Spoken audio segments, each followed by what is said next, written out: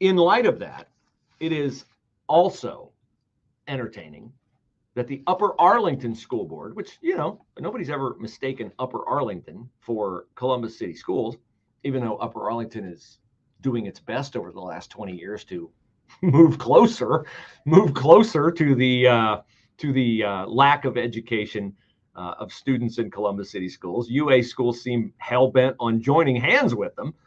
The 3-2 vote of the board on Tuesday to join the statewide school districts, 200 of them, who oppose school vouchers for students. Again, I go back to my original statement.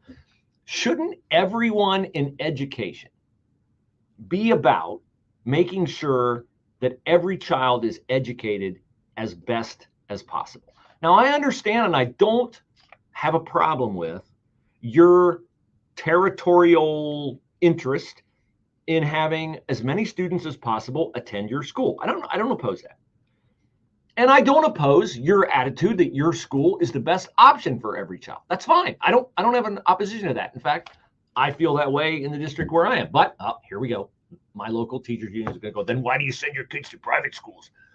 I send my kids to private schools because during the pandemic, the Madison County Health Commissioner insisted upon masking in my school. I did not want my children to be masked.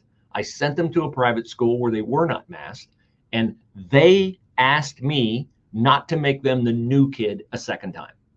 I made them the new kid in the middle of their schooling.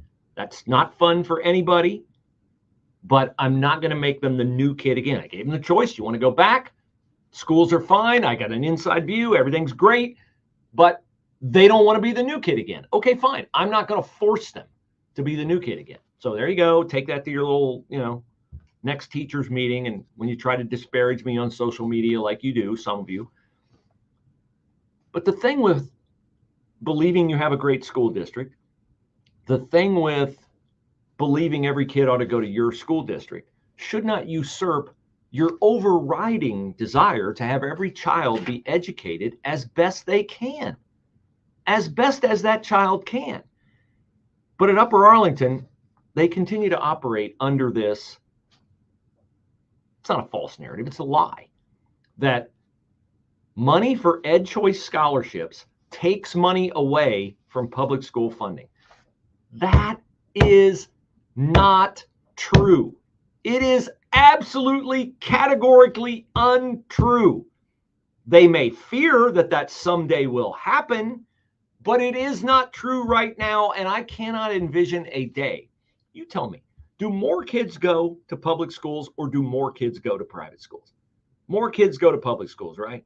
Which, if more kids go to public schools, are more parents the parents of kids who go to public schools, or are more parents the parents of kids who go to private schools? More kids are the parents of kids who go to public schools, which means more voters are the people who send their kids to public schools. So if any legislator gets the idea to introduce a bill to take funding away from public schools, he's going to have to be accountable to the voters, and no legislator is going to propose